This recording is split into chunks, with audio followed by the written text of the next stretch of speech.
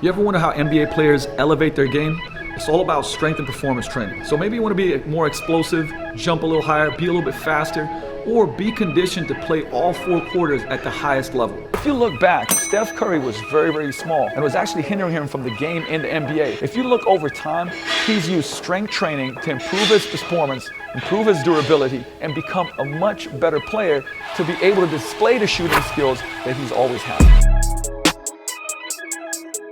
Hey, what's going on? Luka here, bringing you the best on how to look and perform like an athlete. So today I'm going to share 3 ultimate strength and conditioning secrets that I use with all my pros to get their game to the next level. And first of all, let me tell you, these secrets are the things that I use to take my game from high school to college to the professional levels. And now that I've been in the strength and performance field for 20 years, these are also the tips that I use with the high school team that I coach, the college and the NBA pro guys that I've coached, to bring them to that best elite that they can be. So one of the things that hoopers tend to think is that if they start lifting weights, they start doing strength training, that it's gonna mess up their game, their handles, their fluidity, their shot. Now all we have to do is look at some of the greats, Michael Jordan, Kobe Bryant, Steph Curry, that completely changed his body and is at the peak of his game, right? So we know from science that that is not the case. Now here's the deal, number 1, right? Strength and performance training enhances all the other things, meaning you want to be faster,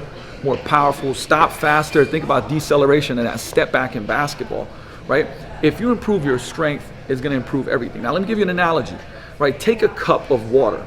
So if the water inside of the cup are all these physical properties like power, like speed, like explosiveness, like even strength endurance, okay, what happens once that water comes to the top of that cup? It starts spilling over, right? You don't get more water, it just starts spilling over. The only way to get more water in the cup is to make the cup bigger. The cup is strength. And what we find with a lot of basketball players is that their strength levels are not very high, and it's the number 1 way to improve all these other things. So you want to jump higher, you want to have a quicker first step, faster first step, or a first stop, you improve your strength. And strength training, again, basketball is a multi-directional sport. So we want to be able to do squats, hinges and deadlifts, lunges in all different directions, pulling and pushing sleds, right? Being able to push, pull, and be physically dominant on the court. So this is not an optional thing if you want to be an elite player. Strength training is an absolute must. Number 2, listen. The problem with a lot of just athletes in general, let alone basketball players, they don't move that well. Meaning, do you feel tight, right? Are your hips tight? Does your low back get tight? Do your calves and Achilles get tight? The problem may be your mobility. A lot of times it is. If I can't get in a good position, think of a defensive stance, being low, and if I don't have mobile hips, I'm gonna start moving from my back. You play 4 quarters, man, you're gonna have a tight back, beat up hips, the joints are gonna get beat up. And so moving well is not only gonna make you a better basketball player, it's gonna prevent you from getting injured. And think about all the injuries that we see in sports nowadays. What that means is that you have to have movement hygiene. You have to have a plan and a path to improve your mobility. Guess what?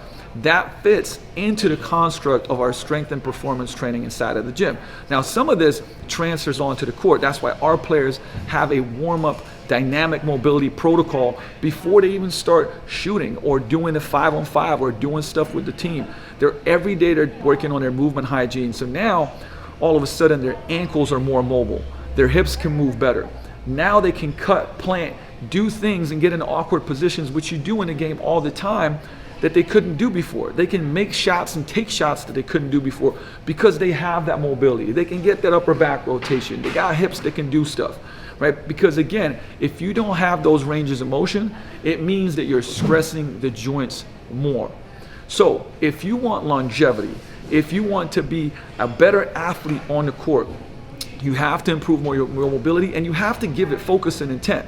So right now, if you're thinking to yourself, do you have a plan and a schedule for your mobility? If you don't, you're shooting yourself in the foot, quite literally. So for hoopers, some of the most important things that we work on, we want to make sure that the ankles are mobile. So we're going to do ankle mobility drills.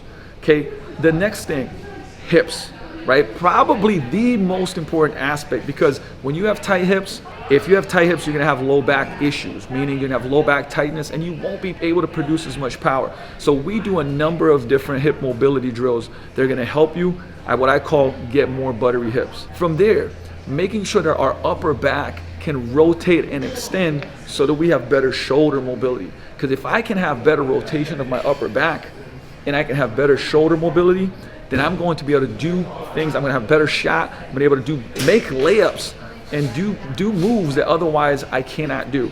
So those are kind of like the main things that we're gonna work on, and because those things are also gonna make sure that our knees feel better. Because if I have tight hips and if I have tight ankles, right, I'm going to have knee issues, and that stress on the knee is gonna amplify. One of the number one issues in basketball, patellar tendonitis, inflammation of the knees hurting after games. So mobility is how we're gonna get rid of that and improve your performance. So some of my favorite drills are Spider-Man lunge with rotation. We're gonna do a couch stretch with breathing. Then we're gonna do a 90-90 hip switch with a tricep and a squat to stand, as well as we're gonna do some what's called, I call pails and rails of the ankle. Number 3 is that you cannot be a great ball player if you get gassed. There's 4 quarters. If after a quarter or after the first half of a quarter, your conditioning goes to crap, guess what? Your shot's gonna go down, your ball handling's gonna go down, you're gonna make mistakes. You're gonna make mistakes here too, passes, turnovers, things of that nature. Now here's the 3 biggest conditioning mistakes that I see basketball players make. Right, number 1 is they do not, like the general conditioning does not transfer well over to basketball conditioning. Let me explain. If you're just running suicides and like getting tired, I see this with a lot of teams where players get punished for making a mistake and the whole team just runs, and it might seem like you're building that conditioning. That is not true. The ratio in basketball from high intensity play to medium intensity play to low intensity play, okay, is 1 to 4 to 5. Let me explain. High intensity are things like sprinting, defense, shooting, right? All the different things that you would consider, that would consist of putting in a lot of effort. Medium intensity is jogging, right? I'm jogging down the court, right? It's like low, medium, but we call this medium. Low intensity is I'm resting, I'm taking a break. So think about this. For every 1 second of high intensity, there's 4 seconds of medium intensity and 5 seconds of low intensity. So we should make sure, number 1, that we have intervals in a way that transfers over to the game. So if we're just burying ourselves in training, now our intensity falls, and then the game comes, and then you hear the coach say, man, I don't understand, like we've been conditioning them, why are the players tired? So you have to adjust that conditioning. And for instance, if I'm doing a high intensity play for 10 seconds off 3-on-3 play, I'm gonna have 40 seconds of maybe shooting free throws or doing ball handling drills, and then I'm gonna have about a minute of recovery. But it means that my high intensity is gonna be exceptionally high, and that's gonna transfer over to the game.